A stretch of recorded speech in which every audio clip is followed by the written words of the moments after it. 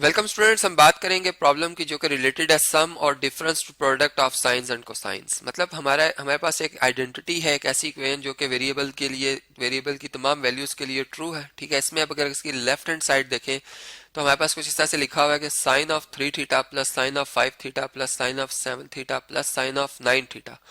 अब ये सारा एक सम जो हमारे पास 4 टर्म्स का आ रहा है, इसका जो भी आंसर होगा ये इसी तरह होगा या इक्वल होगा। हम यूं कह सकते हैं कि अगर हम simple 4 time cosine of angle theta ले लें, ठीक है, sine of 6 time of angle theta ले लें और cosine of 2 times of angle theta ले लें, फिर इनका ये जो प्रोडक्ट बनता है ये हमें सेम रिजल्ट देगा। अब ये हमने बात प्रूव करनी है कि ये सम और ये प्रोडक्ट, इनमें कोई फर्क नहीं है। ठीक है, सम से प्रोडक्ट की फॉर्म में लिखा जा सकता है। और अगर मैं लेफ्ट हैंड साइड कंसीडर कर लूं, लेफ्ट हैंड साइड, तो मेरे पास लेफ्ट हैंड साइड में जो सम है इसमें, चले मैं इसी साइड को कॉपी कर लेता हूं, या चले हम इसमें काम और करते हैं। हमने एक बात नोट की है कि साइन 9 थीटा और 3 थीटा अगर हम इनको ऐड करें तो 12 थीटा बनता है, और 7 थीटा और 5 थीटा को भी ऐड करें तो 12 थीटा बनता है। मतलब मैं दो दो जो टर्म्स हैं उनको आपस में अरेंज करके लिख रहा हूं, ताकि जब मैं इन पे फार्मूला अप्लाई करूं तो वो मुझे सॉल्व करने में मेरी हेल्प करे, जल्दी से जल्द हमारा ये क्वेश्चन सॉल्व हो। ठीक है,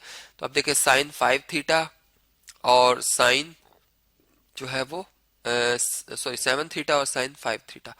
अब देखें जी, इसमें जो हमारा फार्मूला यूज होगा वो है sign alpha plus sign beta का। ठीक है, अगर इस तरह से लिखा हो तो ये किसके इक्वल होगा? ये इक्वल टू होगा जी, हम यूं कह सकते हैं कि two times sine alpha plus beta over two, इन दोनों के सम का हाफ करेंगे हम। ठीक है, और साथ में ही cosine alpha minus beta over two, cosine alpha minus beta divided by 2 होगा।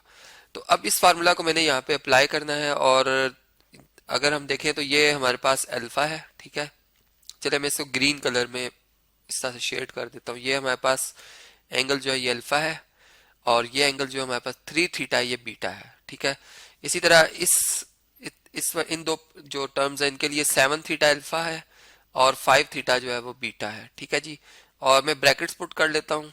इस इन दो टर्म्स के लिए भी हम फार्मूला यूज करेंगे, और इन दो टर्म्स के लिए भी, इसके लिए और इसके लिए भी हम जो है फार्मूला यूज करेंगे, यही वाला। ठीक है, तो देखें ये किसके इक्वल आ जाएगा?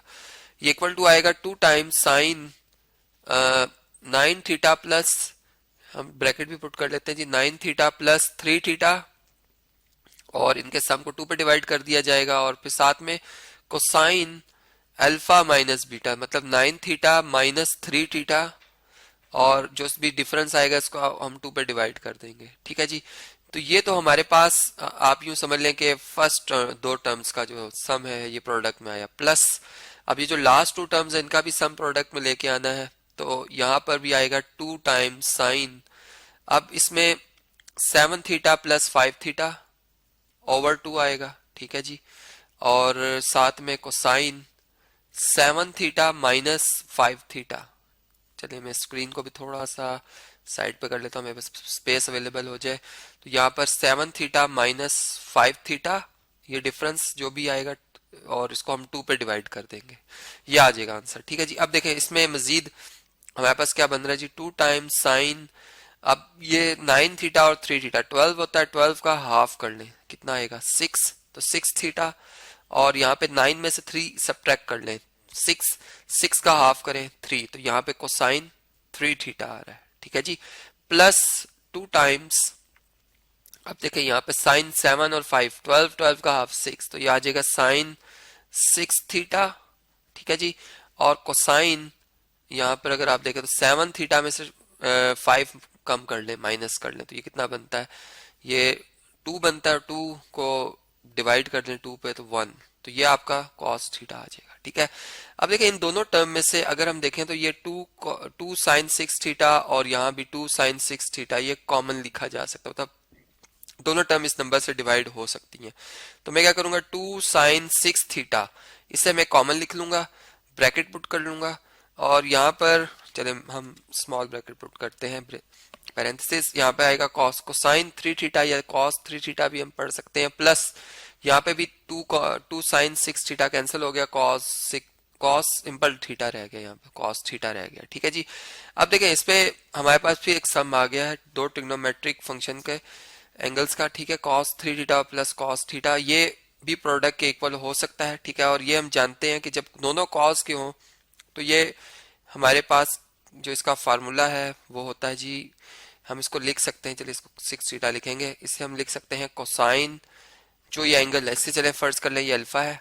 ठीक है, और ये जो एंगल थीटा है ये हमारे पास बीटा है, तो इसे हम लिख सकते हैं cosine alpha plus beta over 2।